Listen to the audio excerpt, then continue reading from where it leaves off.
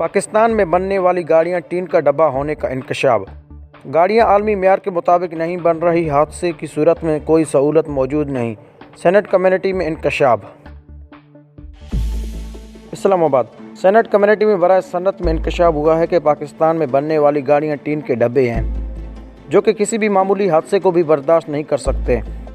Senator Sajid حسین توری کی زیر صدارت سینیٹر کی قائم کمیٹی برائے صنعت کا اجلاس ہوا، جس میں اس بات کا انکشاف کیا گیا ہے کہ پاکستان میں گاڑیاں بناتے وقت عالمی معیار کو مد نظر نہیں رکھا جاتا، بلکہ ٹین کے ڈبے تیار کیے جاتے ہیں۔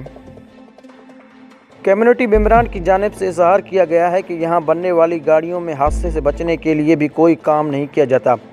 مزید بات کرتے ہوئے ارکان کا کہنا تھا کہ پاکستان میں بننے والی گاڑیاں عالمی معیار کے مطابق نہیں بنتی، یہی وجہ ہے کہ حادثات میں یہ گاڑیاں مسافروں کو محفوظ نہیں رکھتی۔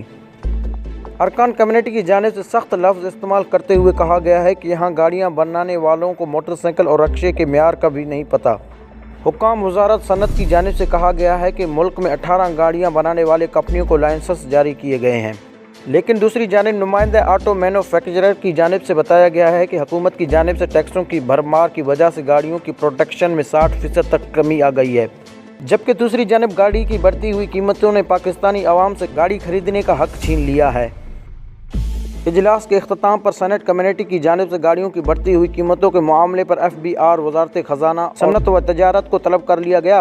واضح ہے کہ سینٹ کمیونٹی میں اس بات کا انکشاف ہوا ہے کہ پاکستان میں بننے والی گاڑیاں ٹین کا ڈبہ ہیں، ان میں حادثے کی صورت میں بچنے کے لیے بالکل سہولت فراہم نہیں کی جاتی اور نہ ہی عالمی معیار کے مطابق گاڑیاں تیار کی جاتی ہیں۔ ہم امید کرتے ہیں کہ ہمارا آج کا یہ مختصر معلومات آپ لوگوں کو پسند آیا ہوگا۔